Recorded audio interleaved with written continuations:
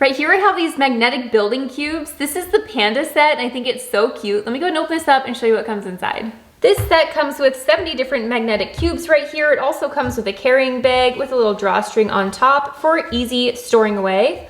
It also comes with a little user manual, basically some sample instructions of ideas of what you could build with this set, which I think is so cool. One of the things it does show on this little user manual here is what all the different blocks look like and what they're intended to be, so I think that's nice. And then it starts with some easier, smaller structures that you can build, and it moves on to some a little bit more complicated, larger structures. And if you flip it around in the back, we have some structures that if you have a couple of different sets together, you can create these really cool big ones as well. I do really like that these magnetic blocks are compatible with all of the different TOYLOGY magnetic cubes. I do like that this has a really nice size compared to other magnetic cubes. They are a little bit larger. And if you look up close, you will notice that all the corners are rounded and not pokey, so you don't have to worry about somebody getting poked or hurt on them. These all individually have 8 different magnets inside each cube.